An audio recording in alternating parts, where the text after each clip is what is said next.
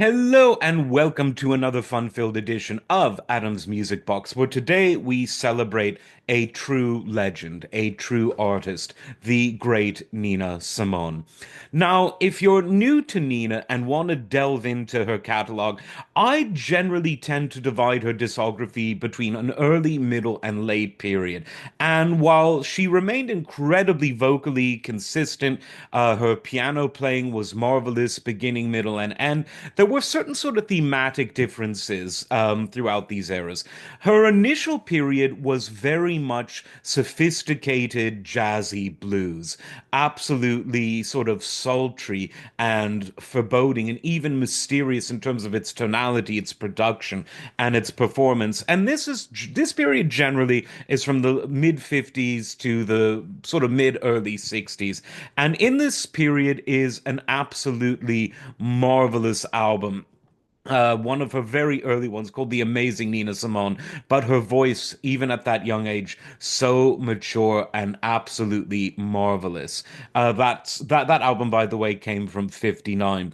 As we get into her sort of middle period, this is probably where most people came to discover her. This was from sort of the early to mid 60s, and here she had classic albums on Philips and RCA, like 1965's I Put a Spell on You, the wonderful, really, really great album Broadway Blues Ballads from 64. That's where you see her cover of Don't Let Me Be Misunderstood, made more famous initially by Eric Burdon's Animals. Wonderful, wonderful stuff. High Priestess of Soul, another great album. Silk and Soul from 67, another one of the absolute greats. The Look of Love is on there. Some Say is on there. Her Own Consummation, a wonderful tune, an original composition, absolutely great. And then when we get into the late 60s and 70s, we see a Nina Simone that was well and truly embracing her activistic and political side. There's a great recording of the song Mississippi Goddam from the Live at Carnegie Hall album that was out on Philips. And that was her expression of frustration at opposition to the civil rights movement, because she was very much an activistic artist in that sense. And she later said that that sort of made the industry a bit reticent to promote her, but her fan base was generally loyal, her core fans, and she continued to perform ultra modern for the time songs. To Love Somebody from 1969 was great. The Bee Gees cover, for which it named, is great.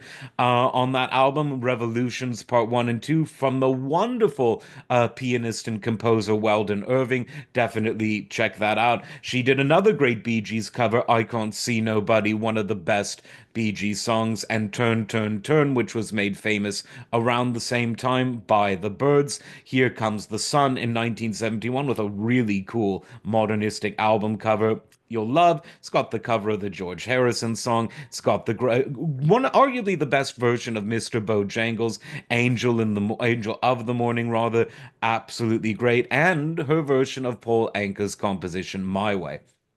Now, when we get into a later period, which probably begins with the 1972 album Emergency Wind, you have Nina at her very much most contemplative. It's at this point that she's really letting her feelings really become apparent through the music. And while there are fewer studio albums from this time, there are a lot of both official and unofficial live recordings at this time. One of the official ones is from an album that at the time she thought would be her final one, and it's called, in a very biblical sense, It Is Finished, from 1974. That's one of the finest live albums ever. You should definitely check that out. But she came out of retirement in 78 to do an album on one of my favorite labels, CTI, called Baltimore, but she didn't like the song she was singing, didn't like the production. Another one of her great late ones, though, is Fodder on My Wings, which sees her playing African style music, sort of modern pop, funk music, and some of her sort of traditional blues and jazz based music.